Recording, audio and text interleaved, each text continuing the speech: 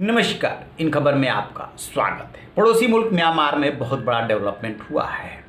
दरअसल 6 महीने पहले जो वहाँ पे तख्ता पलट हुआ था और आंग सान सू की को हटा करके सैन्य तानाशाह ने अपने को सब कुछ डिक्लेयर कर दिया था, उसने अब अपने को प्रधानमंत्री घोषित कर दिया है और अब ये कह रहा है कि 2023 तक बहुदलीय व्यवस्था में चुनाव कराने की कोशिश करेंगे।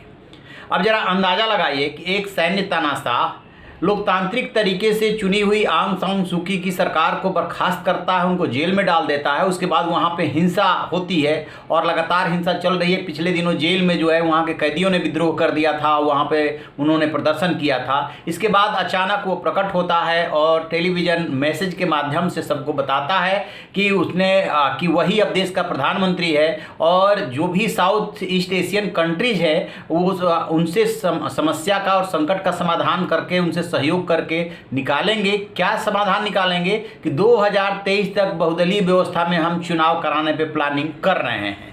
तो ये जानकारी मिलकर आ रही है कि ये आंग सान सू की को अपदस्थ करने वाला सैन्य तानाशाह मिन ऑन्ग हलिंग ये ऐलान कर रहा है। अब इसके बाद सबसे बड़ा सवाल उठ रहा है कि क्या ये जो प्लानिंग कर रहा है कि 2023 तक हम ऐसा करा देंगे, वो कितना निष्पक्ष होगा, क्योंकि आंग सान सू की के जीतने को लेकर के ये आरोप लगाए गए थे कि ये चुनाव निष्पक्ष नहीं हुआ है, इन्होंने कोविड-19 के गाइडलाइंस को फॉलो नहीं किया, वॉकी टाकी का अवैध रूप से इस्तेमाल किया, तरह तरह के आरोप लगा करके उनको अपदस्थ किया गया था, उनको जेल में डाला गया था।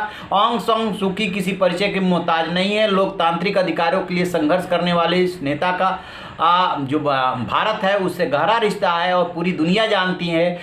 तब से लेकर के और अभी तक वहाँ पे हिंसा थमी नहीं है। इसके बावजूद वो कह रहा है कि अब तो हम ही अगले 2 साल तक देश के प्रधानमंत्री हैं। तो इस तरीके से उसने नया ऐलान किया है और वे टेलीविजन के माध्यम से किया है। अब ये देखते हैं कि इसको देश यानी कि म्यांमार और दुनिया किस रूप में लेती है, क्योंकि एक तानाशाह जो एक तरफा घोषणाएं कर रहा है उसकी बात पे कितना यकीन किया जाए।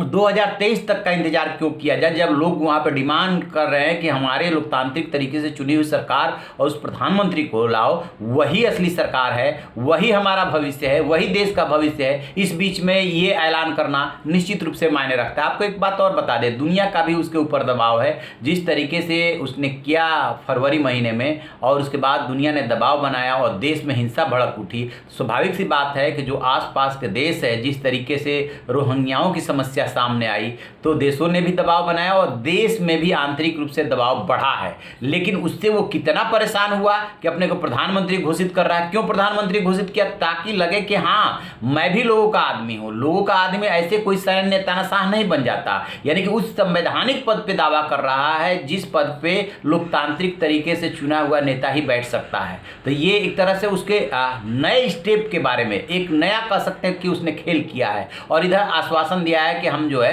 फरवरी तक चुनाव कराने की प्लानिंग पे काम कर रहे हैं। देखते हैं कि इसके बाद देश के जो लोग हैं और दुनिया है वो कैसे रिएक्ट करती है और कितना विश्वास करती है इस तानाशाह पे। तो आप रहिए बेखबर, देखते रहिए इन खबर। Thank you.